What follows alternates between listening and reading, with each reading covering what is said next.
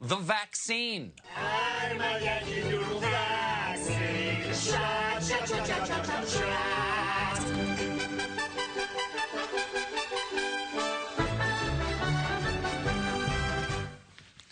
The vaccine.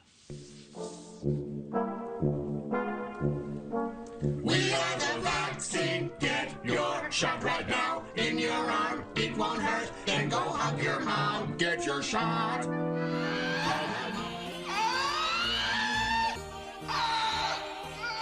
What's up, guys? It's your boy Benny. Sometimes you are faced with impossible tasks in doing these videos, like the task before us today. Find the most cringe-worthy video of Stephen Colbert to ever exist. For instance, there's this video of Stephen Colbert dancing with Chuck Schumer, masked, and whatever little minion Chuck Schumer has, some androgynous teenage plank of wood-looking limp-haired staffer. Chuck Schumer going like this in his dance moves. What? Like, obviously, clearly, this is one of the worst things that Stephen Colbert has ever done on camera.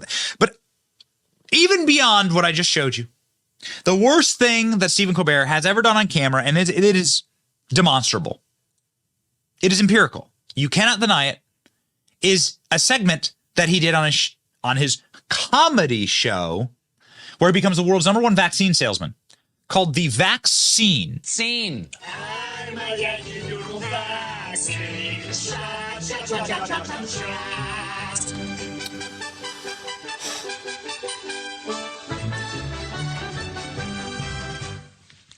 The vaccine.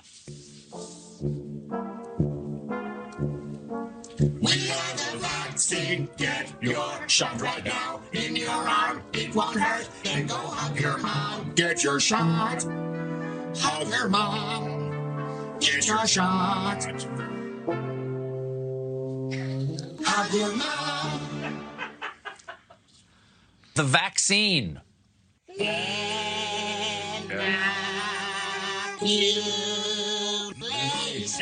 For the whole nation, get a shot in your arm and get a haircut. Inoculation, go on vacation, but please watch out for. All right. Clearly, this is that they're all done, The right? vaccine. Oh my god.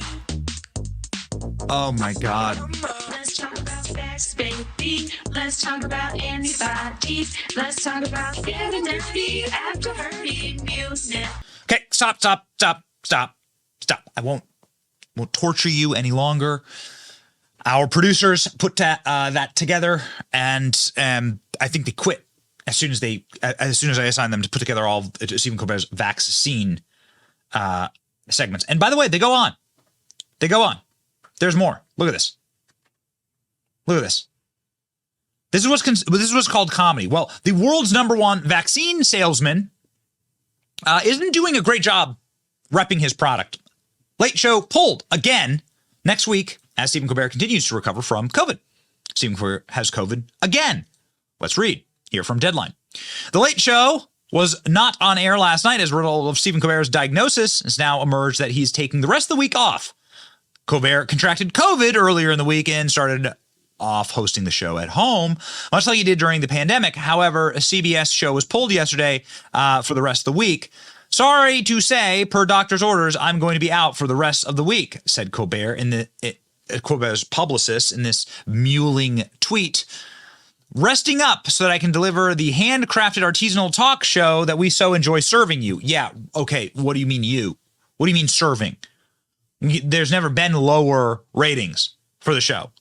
Probably because you actively call half of your potential audience deplorables, racists, and irredeemable, and so on. In the meantime, a handy blend of Paxlovid and onions in my socks. Thank you, Fallon. Will be rebuilding my immune system. And then a photo of onions and socks. Got it? LOL. Okay. So this, I find this particularly interesting. So we have more followers on X than Stephen Colbert's Late Show, which is all of the money and corporate PR that you can shove into a single product. We still have more followers. This tweet did absolute dog engagement, and nobody cares. Remember the last time Stephen Colbert got COVID? I thought this was the guy who did the vaccine segment. I thought this was the guy who had a segment with like the singing shots where they're saying that you're going to inoculate yourself against COVID. Look at this tweet from May 9th, 2022. Stephen experiencing symptoms consistent with a recurrence of COVID. Out of an abundance of caution for his staff, guests, and audience, he'll be isolating for the additional few days. Late Show will not be taping new episodes until further notice. Maybe Stephen Colbert is just a lazy hat who doesn't like to work and just uses this as an excuse. I don't know. The move affects guests, including Rachel Maddow. Oh, no. Rachel Maddow won't be able to appear on the Stephen Colbert Late Show. What will we do? Performance by rising indie rocker, blah, blah, blah. Colbert said earlier in the week that he was feeling a bit sweaty and flaming throat. Yeah, dude. Yep. You probably got the flu. COVID was also responsible for the cancellation of Strike Force 3, Colbert, Jimmy Fallon, and Jimmy Kimmel's live show that was set to take place in Vegas. Somebody even before Kimmel contracted COVID.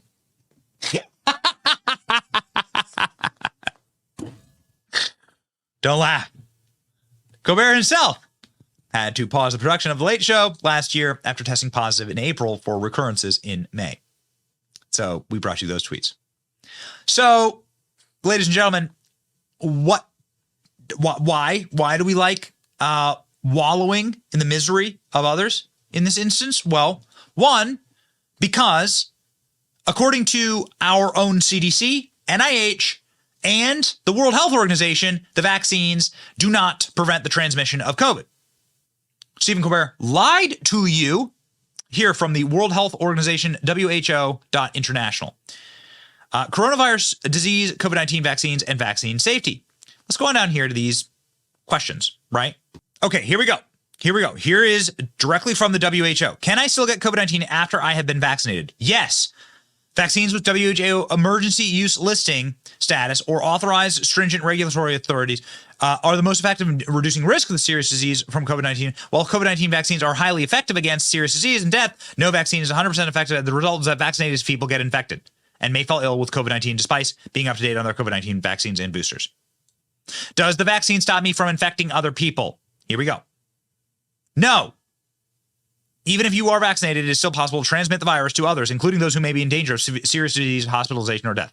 It is important that those who have symptoms, positive test results, self-isolate until the infection has passed. Oh, okay. Can I stop taking precautions after being vaccinated? No. Even after getting vaccinated, you should consider taking precautions to protect yourself against COVID-19. Oh, okay. Let's see. How long does the protection against COVID-19 vaccines last? The duration of vaccine depends on product efficiency, efficacy, as well as whether the booster doses are received. There's increasing evidence of the effectiveness of COVID-19 against infections with mild symptoms. Immunity may reduce much faster for people who are older. And here is a very important one right down here, directly from the WHO. Of course, couched right near the bottom, but here we go. Is there a risk of heart inflammation or myocarditis, pericarditis, in mRNA vaccines? A very small number of cases of myocarditis and pericarditis is linked to mRNA vaccines. Moderna, Pfizer, and protein-based Vaxnova vaccines have been recorded. Age 12 and above. Men between 21 and 40 are most likely to develop post-COVID-19 myocarditis following the administration of Pfizer. So there you go. Here it is straight from the WHO's website, which is actually a nicely put together website here. So in spite of the dripping propaganda and in spite of all the like illogical and like cringeworthy eyeball melting insanity of Stephen Colbert's vaccine cartoon segments, Stephen Colbert has COVID. We wish him the best. So there it is, right from the WHO. We use WHO because, well, YouTube lists them as a site that we can use to talk about this. So there's your official verified site that tells you what's real. yes, you can transmit COVID when you have the vaccine. No, the vaccine does not protect you from getting infected with COVID. And yes, there is a risk of bad outcomes with the vaccine. Right there in the black and white. Stephen Colbert clearly never read this, or maybe he's a science denier and he doesn't believe in the WHO. Maybe Stephen Colbert doesn't believe in facts or logic, and he simply believes in trying to push an agenda on you so that he can make himself mountains of money. That's certainly what it seems like. And the lack of curiosity from this quote unquote comedian is put in stark relief when Jon Stewart actually asks him about the origins of COVID in my favorite late night segment in history. Watch. What do you mean by that? Do you mean like perhaps there's a chance that this was created in a lab? There's an investigation. A chance? Well, but oh my if there was God. evidence, I'd love to hear it. There's I just don't know. a novel respiratory coronavirus overtaking Wuhan, China. What do we do? Oh, you know who we could ask? The Wuhan novel respiratory coronavirus lab. The disease is the same name as the lab. That's just a little too weird, don't you think? And then they ask those scientists, they're like, how did this, so wait a minute, you work at the Wuhan respiratory coronavirus lab. How did this happen? And they're like, a pangolin kissed a turtle. And you're like, no, the name of your lab, if you look at the name, let me see your business card. Show me your business card.